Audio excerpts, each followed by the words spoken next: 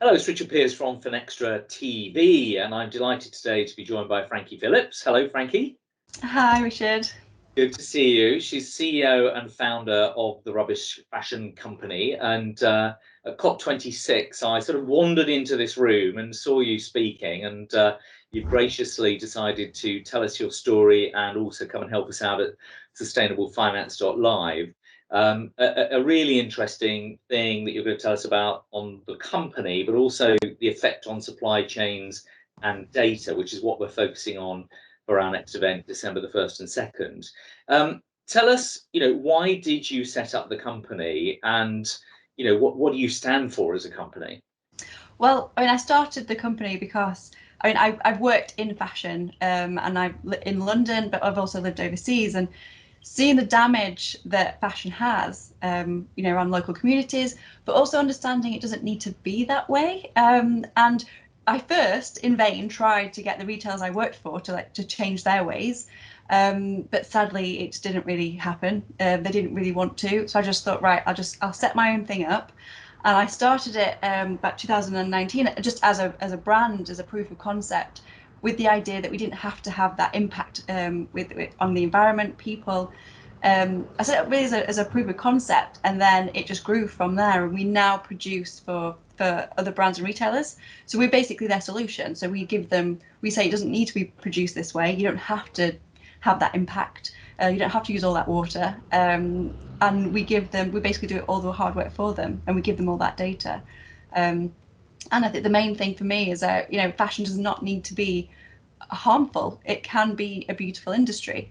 And I do think that fashion just seems to get away with. It doesn't seem to have the rules and regulations that a lot of other companies like industries have. And fashion is a big polluter. And a big exploiter, and it needs to, and so I started this to try and change.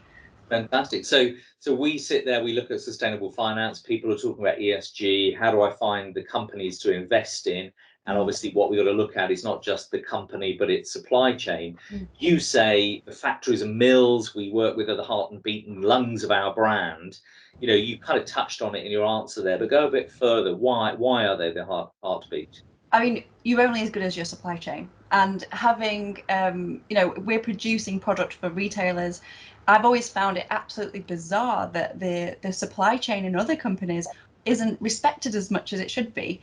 And it was really bizarre when I started working overseas, and I'd go to different factories in Cambodia and China and all different places, and they weren't getting looked after. And it's understanding. And when I first started in fashion, I was amazed at how it was the fashion designer at the end of the catwalk getting all the credit, when actually it was a tailor at the back who had the kind of vision to cut in a certain way that he cut, and it's the button makers and all these incredible people, and they're not included, they're not valued, and that's the bit that shocked me the most. And to have a good profitable business, I think that doing good is good business.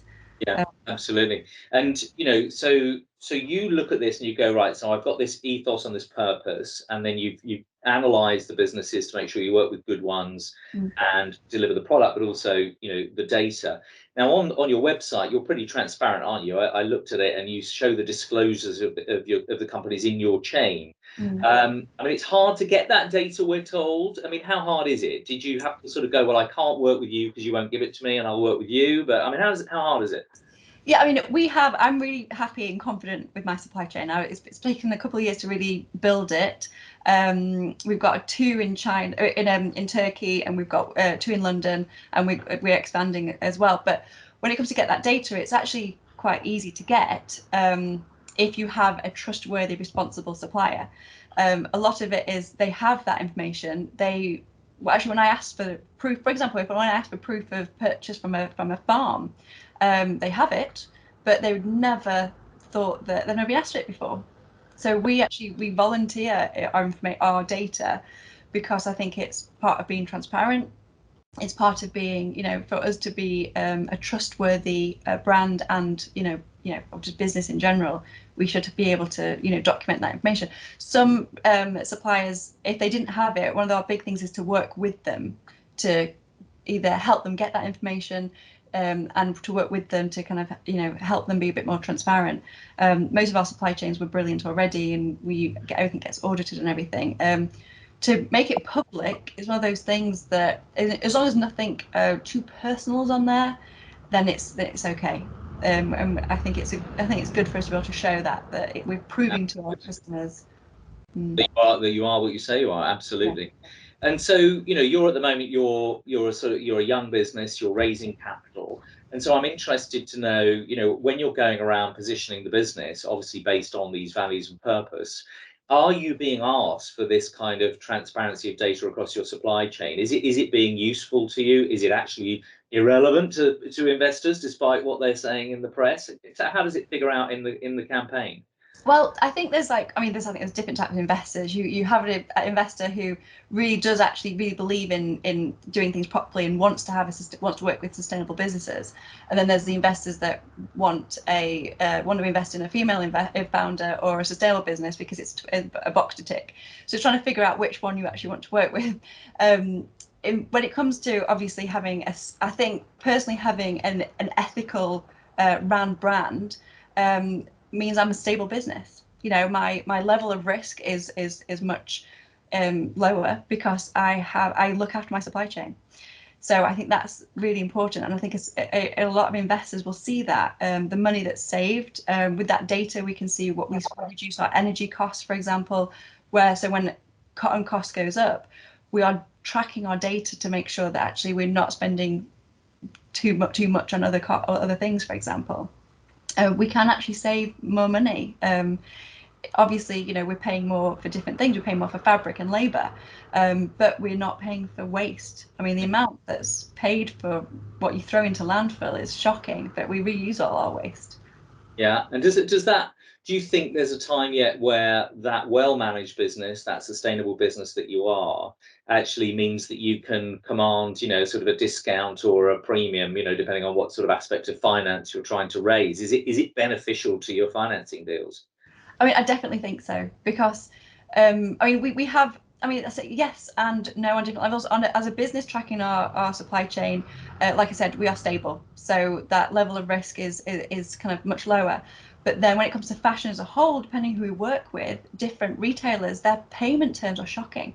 So you've got these brands that are sat in these, you know, beautiful glossy offices in London or wherever in the Western world, and they're expecting factories in developing countries to finance their supply chain with payment terms sometimes 90 to 120 plus days after delivery.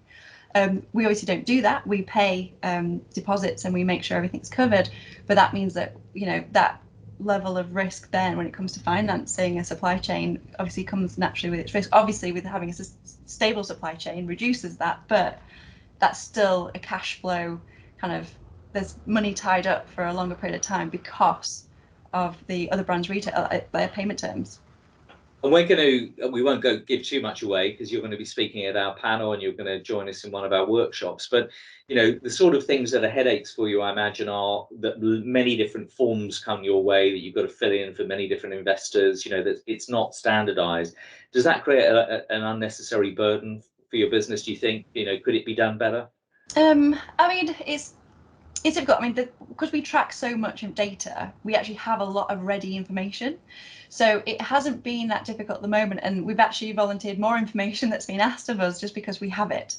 And so I think that's one of the things that so far I've not seen that as an issue, because as a company we hold so much information, and that's kind of what we are. We track so much, and you know, when it comes to a lot of issues with fashion is the change of cotton prices and labour, and there's quite a lot of unknowns, whereas because we are tracking a lot of data, we can actually control that a little bit more, and we can pre-plan a little bit more, which actually gives us you know, an added benefit.